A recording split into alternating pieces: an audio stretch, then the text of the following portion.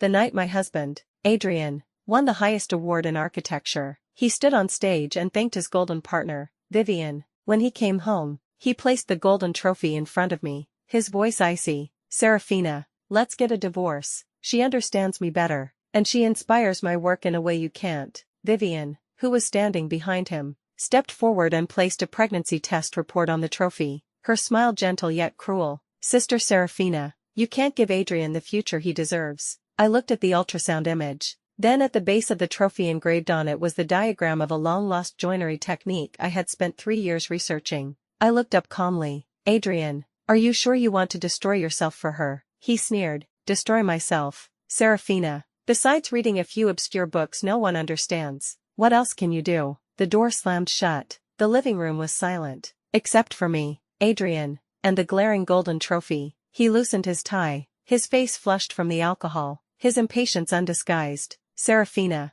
I've made myself clear. I'll have the lawyers send over the divorce papers tomorrow. The house is yours, and I'll give you an extra 5 million as compensation. Let's part amicably, don't make it ugly. I looked at him, the man I had loved and supported for 5 years, from when he was a nobody to now, the center of attention. I had pulled countless all-nighters with him, organized mountains of his design drafts, and even given up the opportunity to study at a top university abroad, and in return, I got let's part amicably. Why? My voice was dry. There is no why, he said, avoiding my gaze as he poured himself a glass of whiskey. The feelings have faded, the love is gone, it's that simple. What about Vivian? I pressed. When did it start between you two? He downed the whiskey in one gulp and turned, a hint of annoyance in his eyes. Does it matter? Serafina, can you be a little more mature? Our problems have nothing to do with Vivian. She's just a simple, kind girl. She gave me the passion and inspiration you couldn't. Passion and inspiration,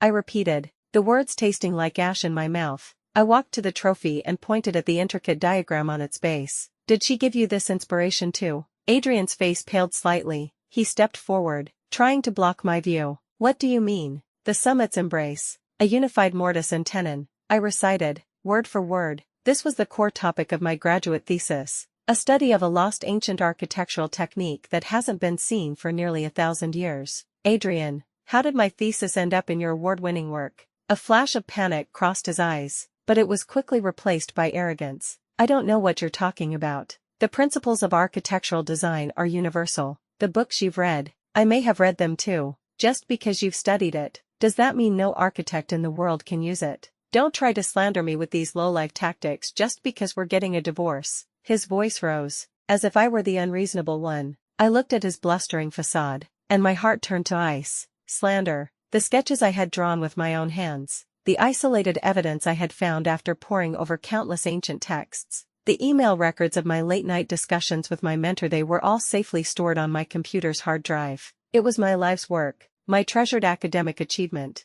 Now, it was a stepping stone for his and his golden partner's love story, and in his mouth, it was slander. Adrian, I looked up, my gaze calm. Have you ever thought about who gave you this award? He was taken aback for a moment, then sneered. Of course, it was the International Architects Association, the most authoritative panel of judges in the world. Why do you ask? Do you know them or something? His tone was filled with contempt. In his eyes, I was just a bookworm lost in old papers, a housewife with nothing but her husband and her home. My world was small and pathetic. I didn't say another word. I just took out my phone and, in front of him, dialed a number. The phone rang 3 times before it was answered. A gentle, authoritative, elderly voice came through. Serafina, it's so late. Is something wrong, Mr. Kingsley? I said, my voice steady. Are you asleep? I'm sorry to bother you. No, no. I was just looking over a manuscript. The voice on the other end chuckled. Child, just tell me what's on your mind.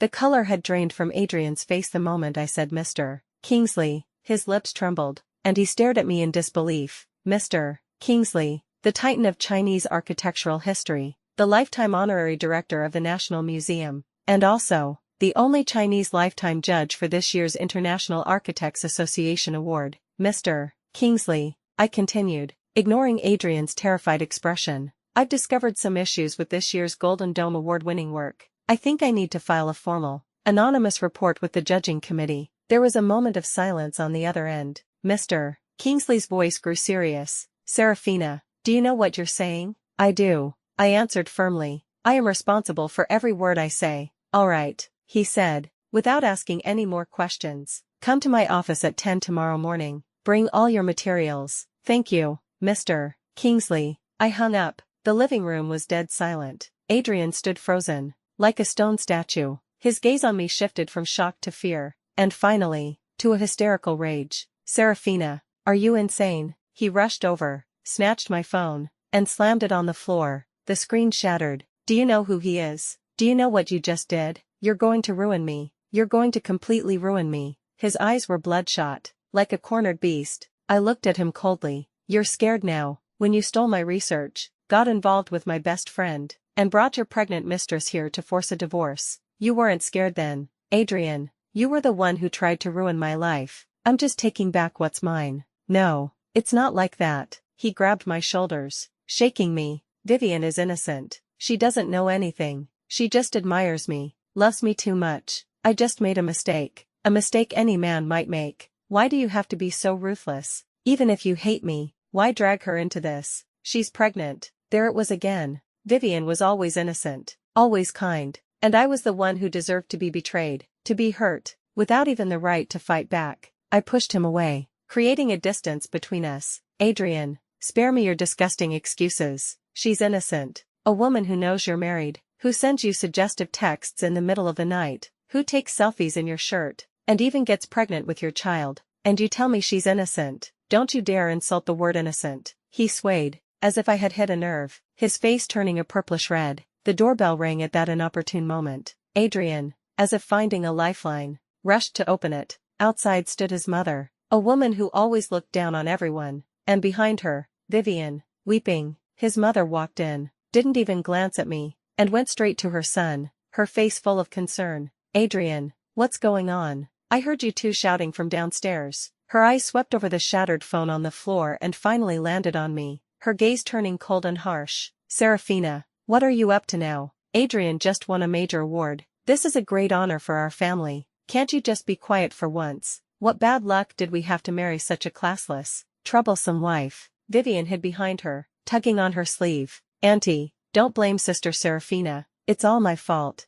It has nothing to do with you. His mother cut her off, then turned to pat her hand, her voice unusually gentle. Don't worry, with me here, no one can bully you or the child in your belly. Our family's first grandson is precious, a perfect performance of a loving mother and daughter-in-law. I stood there, feeling as if I were watching an absurd play. Seeing his mother, Adrian's confidence returned. He pointed at me and complained, Mom, she's gone mad. She just called Mr. Kingsley and said she's going to report me. What? His mother's face changed. She turned and glared at me. Serafina, you dare. She strode towards me, her hand raised to strike. I didn't move, just looked at her calmly. Mrs. Gu, if you slap me, tomorrow's headlines might not be Genius Architect wins International Award. It might be Chairman's wife of Gu Corporation slaps daughter-in-law. Suspected family feud. Which headline do you think will be better for your company's stock price? Her hand froze in midair. Her well-maintained face trembled with anger.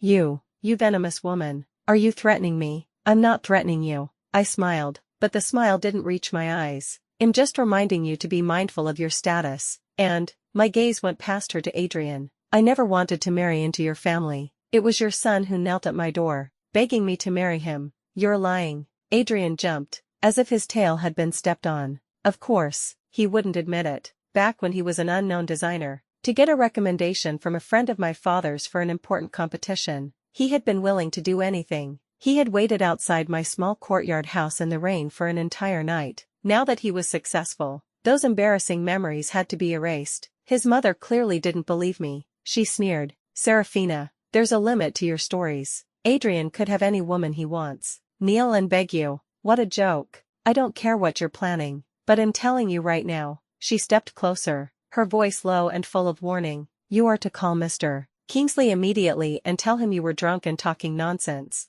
You will suppress this matter. Otherwise, don't blame me for not considering our past relationship. Relationship? I asked, as if I had heard something funny. Did we ever have one? In your eyes, I was just a free maid who could take care of your son so he could focus on his career. Her face turned ugly. Don't you dare be so ungrateful. Serafina, I'm giving you one last chance. Either you be a good, obedient wife, And I can pretend nothing happened. Vivian's child, when it's born, will be registered under your name. It will be your son. Or, you can take your useless books and get out of this house. You won't get a single penny. Oh, and that useless job of yours at the museum. I can have you fired with a single word. Her words were like poison daggers, each one aimed at my most vulnerable spots. She thought she had me, a woman with no family background, no financial independence, who had to rely on her husband to survive. What other choice did she have but to compromise? Vivian chose that moment to speak, her voice so soft it was like water. Sister Serafina, just listen to Auntie, we'll still be a family. Adrian was just confused for a moment. He still has feelings for you.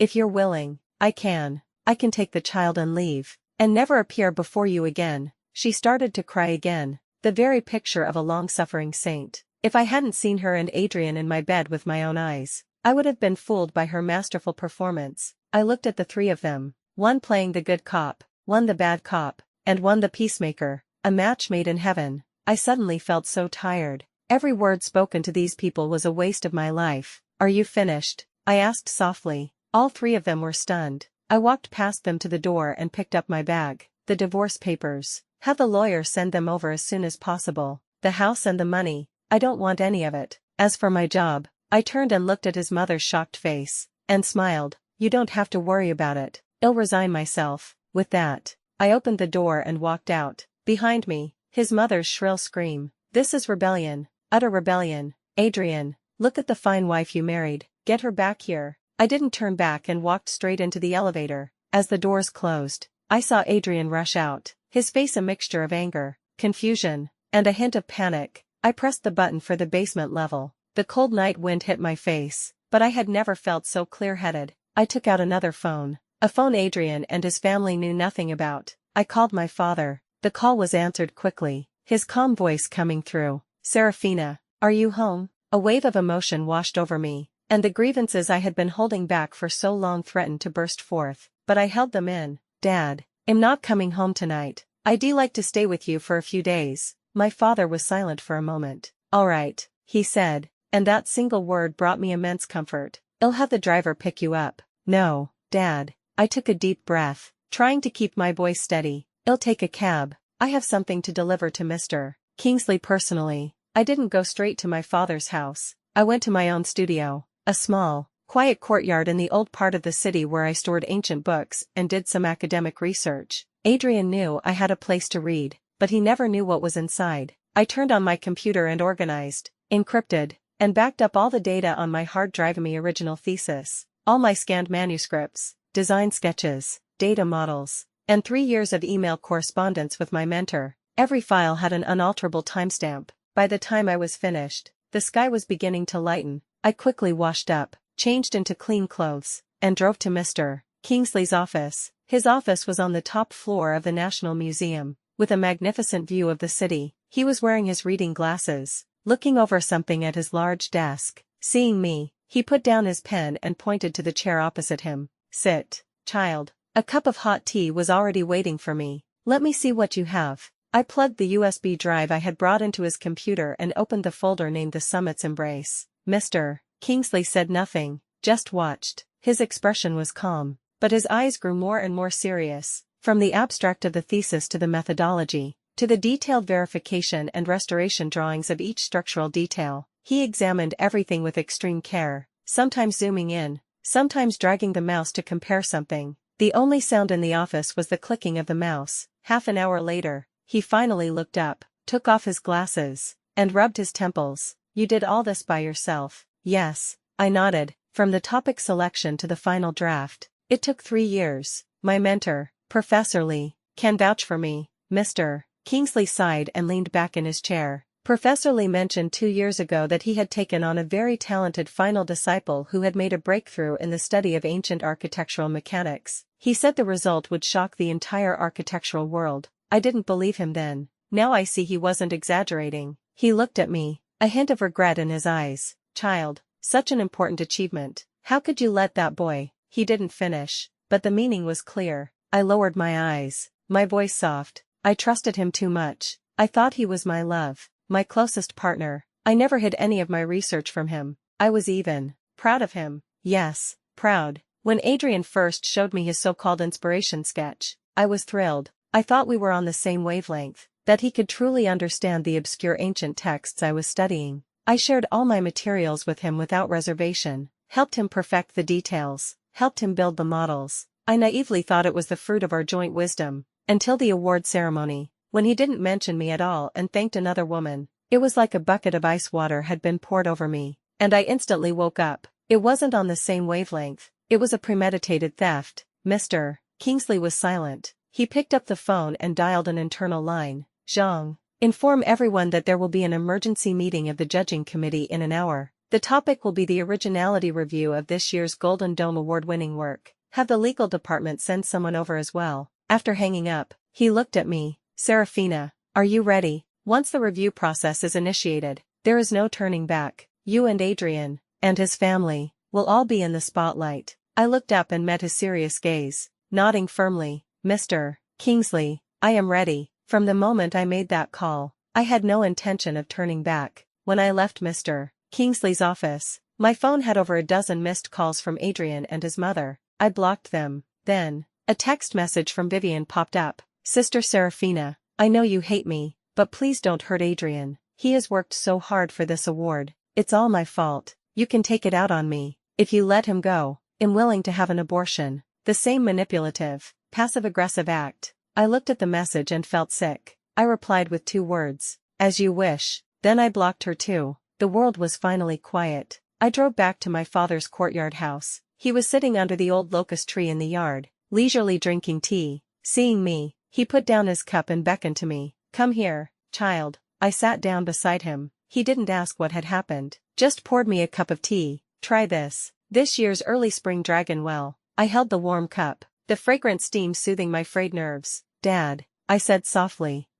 He replied. I might be causing some trouble for you and our family. My father smiled and picked up a pair of scissors, starting to trim a nearby clivia. When have the children of the Sioux family ever been afraid of trouble? Your grandfather nearly lost his life protecting those national treasures, and he never even frowned. You are my daughter. Do whatever you want to do. If the sky falls, I'll hold it up for you. My tears finally fell. 4 years, for the sake of Adrian's pathetic pride, I had deliberately kept my distance from my family. I never told anyone that my father was the country's top archaeologist, Arthur. I never boasted about my uncles, who were all titans in their respective fields. I had pretended to be an ordinary girl with no background, starting from scratch with him. I thought it was love, sharing hardships together. Now I understood it was just my own one-sided, self-indulgent fantasy. In the eyes of his family, my low profile was a weakness they could exploit. My tolerance was a license for them to hurt me with impunity. I was wrong,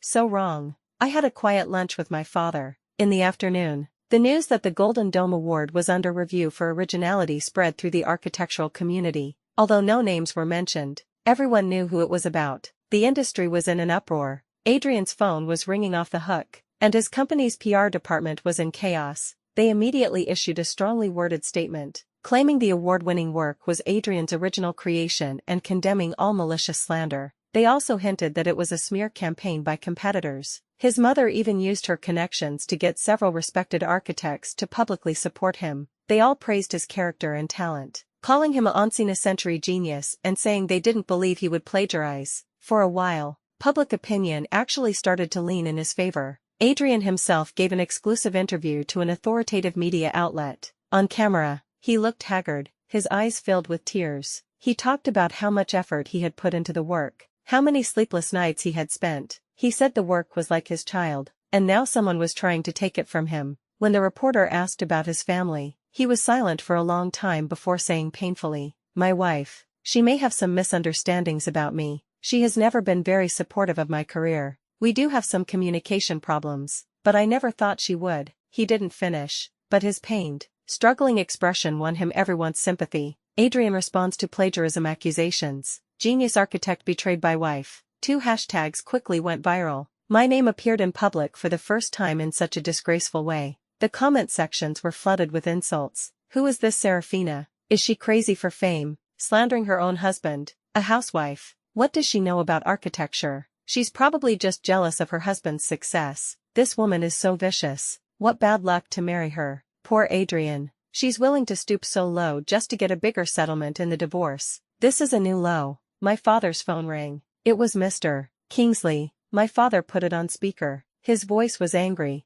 Arthur, have you seen this online? That kid, he has no shame. Twisting the truth. He's trying to use public opinion to pressure the committee. My father's face was grim. Kingsley, calm down. He's just a clown. Let him jump for a few days. The truth will speak for itself. After hanging up, my father looked at me. Serafina, you've been wronged. I shook my head. Dad, am not wronged. The higher he jumps, the harder he'll fall. I took out my phone and logged into a social media account I hadn't used in a long time. The account was verified as Young Scholar, Ancient Architecture Researcher. It only had a few hundred followers. I wrote a new post regarding the originality of Mr. Adrian's award-winning work. The summit's embrace. There is no need for further debate. In 3 days, at the National Museum's Academic Lecture Hall, I will publicly present all my research manuscripts and evidence. All experts and media are welcome to attend. The truth will be clear. National Museum Official International Architects Association.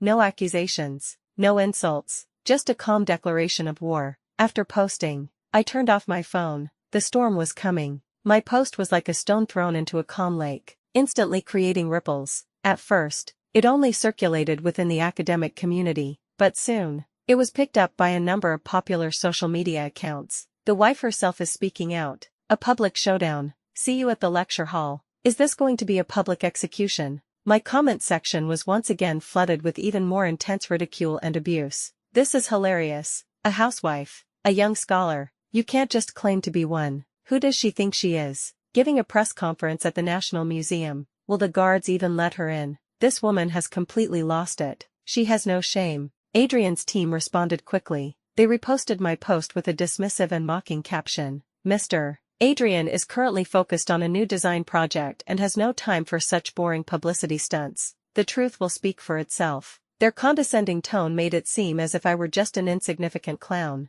Vivian's alternate account also fanned the flames in the comments. Some people just can't stand to see others succeed. If they can't have it, they have to destroy it. So pathetic. Her followers immediately swarmed in, making her comment the top one. For a while, I was the laughingstock of the entire internet. A delusional, hate-filled madwoman. Adrian's mother called me. This time, her voice was filled with a triumphant, condescending tone. Serafina, do you regret it now? I told you, you're no match for me, for our family. Now, everyone sees you for who you are. I'm giving you one last chance. Delete your post immediately, then go live, cry, and apologize to Adrian. Admit you were just jealous and spreading malicious rumors. I might consider letting Adrian give you an extra $1 million in the divorce. Otherwise, you can expect to be disgraced and despised by everyone. I listened to her, finding it all absurd. Mrs. Gu, do you really think you've won? Haven't I? She sneered. Look at yourself. Who believes you now? You're a joke. Then I'll see you in 3 days. I didn't waste any more words and hung up. For the next 2 days, I locked myself in my studio. With the help of my father and Mr. Kingsley, I contacted the country's most authoritative intellectual property appraisal agency and a notary public. I organized all my manuscripts, sketches, and data files, and had every piece of evidence notarized and sealed. The 3rd day finally arrived. I wore a simple white suit and drove to the National Museum alone. The entrance was already swarming with media and onlookers. They saw my car and descended like sharks smelling blood. Countless flashes and microphones were shoved in my face. Ms. Sue, did you really bring evidence today? Or is this just for a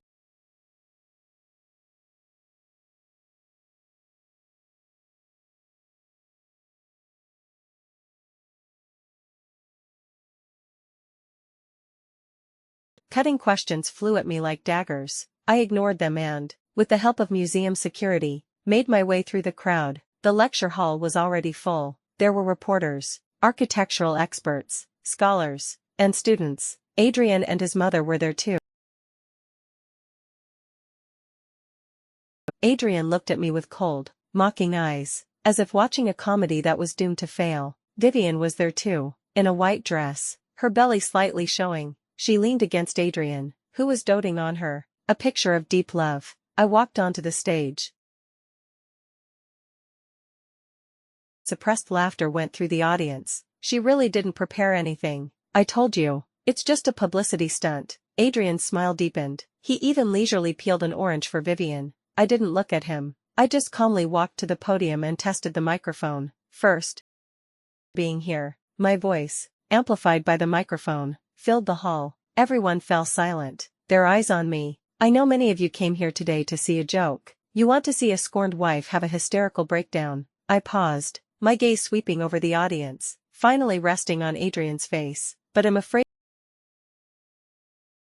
I am not standing here as Adrian's wife. I am standing here as the sole researcher of the summit's embrace joinery technique, and as the 18th generation heir of the celestial architects. I am here for one reason only, to clean up my house. The celestial architects, what's that? A stir went through the audience.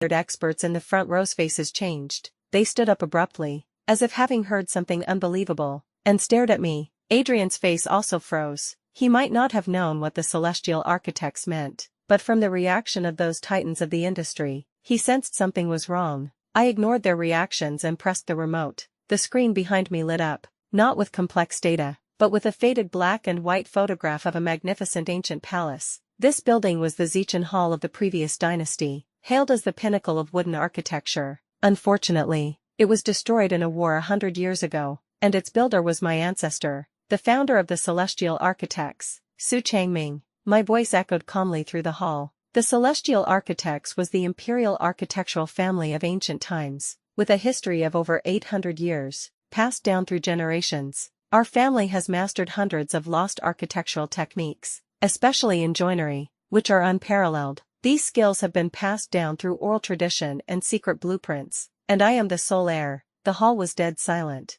Everyone was stunned. Adrian's face was as white as a sheet. He looked at me, his eyes filled with a mixture of horror and unfamiliarity, as if he were seeing me for the first time. I didn't give him a chance to breathe. I clicked to the next slide. Clear manuscripts appeared on the screen. From vague conceptual sketches to detailed structural diagrams, to complete stress analysis data. In the bottom right corner of each drawing was an ancient seal, the celestial architects, and each document had a clear date stamp, years before Adrian's creation time. These are my research manuscripts on the summit's embrace technique from the past 3 years. This technique is a secret of the celestial architects, existing only in our family's secret records, with no external documentation. I would like to ask Mr. Adrian. My gaze was like a sharp sword, aimed straight at him. How did you independently create these drawings? Did you travel back in time a few hundred years to consult my ancestors? The audience erupted. The reporter's flashes went off like a frenzy. Oh my God, so it's true.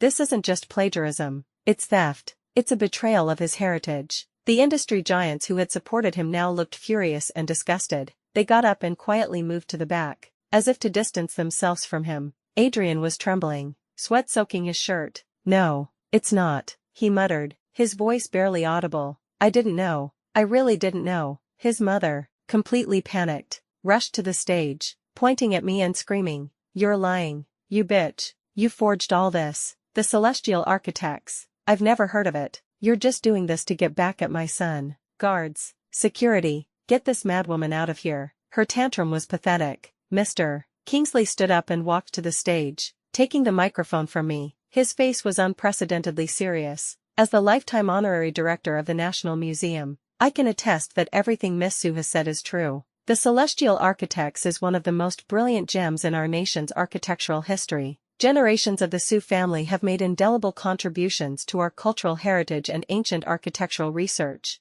Arthur, Miss Su's father, is a dear friend of 50 years and a scholar I deeply admire. Adrian, his gaze turned to him, filled with disappointment. You have not only stolen your wife's life's work, but also a cultural treasure of our entire nation. You are not worthy of being an architect. Mr. Kingsley's words were like a hammer blow. Adrian collapsed to the floor. Vivian screamed and tried to help him but was blocked by the swarming reporters. She clutched her belly, her face pale, swaying in the crowd. Her pitiful appearance no longer evoked any sympathy. I looked at the chaos, feeling no satisfaction, only a cold emptiness. I walked to Adrian and looked down at him. Do you understand now? The talent you were so proud of, the capital you built your fame on, is nothing more than a trivial scrap from my family's heritage. You didn't destroy me, you destroyed yourself. The result of the press conference was a landslide. The truth was out. The scandal of Adrian stealing his wife's academic work and conspiring with his mistress exploded online. Public opinion reversed instantly. The anger of the netizens was as fierce as their previous insults had been. My worldview is shattered. This is a modern-day tragedy. Stealing his wife's work to win an award and cheating on her. Unbelievable. Professor Sue is so tragic. This isn't a marriage. It's a poverty alleviation project. And she ended up with an ungrateful wolf, the sole heir of the celestial architects. Oh my God, what a divine identity. Is Adrian blind? He had a gold mine and treated it like trash. That Mistress Vivian is no good either. A homewrecker who gets pregnant to force her way in. I hope she and the scumbag are locked together and kicked out of the architectural world. Adrian was disgraced. The International Architects Association issued a statement overnight, revoking his Golden Dome Award and permanently blacklisting him from the industry. The Domestic Association followed suit, revoking his license. His company's stock plummeted. Countless partners terminated their contracts, and banks came to collect their debts. The once bustling company was now a mess. His mother's hair turned white overnight. She sold their properties and jewelry to barely cover the company's debts. But the company was severely damaged and never recovered. She called me and sent me countless messages, from curses to pleas. I ignored them all. As for Vivian, she became a social pariah. Her architectural firm fired her immediately. Her family, disgraced, kicked her out. I heard she had an abortion. All alone. The divorce proceedings were surprisingly smooth. He left with nothing. The day they signed the papers, he was wearing a cheap suit, so thin he looked like a different person. He looked at me, his eyes empty. Serafina, I regret it. I smiled. Unfortunately, there's no medicine for regret. Adrian, you don't lack architectural knowledge. You lack understanding of the human heart, and you don't know the meaning of respect. I signed my name and walked away without a single look back. A year later, I founded the Celestial Architects Modern Design Studio, dedicated to combining ancient architectural techniques with modern design concepts. My father and Mr. Kingsley became my senior advisors. Our first project was a primary school in a national-level poverty-stricken county. I used the Summit's Embrace technique in the design of the school library. It was sturdy, earthquake-resistant, beautiful, and low-cost. When the library, filled with sunlight and the scent of books, was completed, the children surrounded me, their smiles brighter than the sun. In that moment, I truly felt the profound value of my research. Later, my studio became famous and took on more and more important projects. I became the one who could truly carry forward the wisdom of our ancestors. Once, I was on a business trip to a small city in the south. On a dusty construction site, I saw a familiar yet strange figure. He was wearing a yellow hard hat and a dirty work uniform, struggling to move steel bars. It was Adrian. He seemed to sense my gaze and looked up. Our eyes met. He froze, and the steel bars in his hands clattered to the ground. The sun was bright, and I couldn't see the expression on his face. I just calmly looked away and got into my car. The driver asked me, Professor Sue, where to now? I looked out the window at the new, sprawling urban district that I had designed. Rising from the ground, I smiled. Home. The car started and merged into the traffic. Everything behind me was quickly left in the rearview mirror, growing smaller and smaller, until it disappeared completely. My life had long since turned a new page. The unpleasant past was nothing more than a speck of dust on the side of the road, blown away, and gone. Use arrow up and arrow down to select a turn, enter to jump to it, and escape to return to the chat.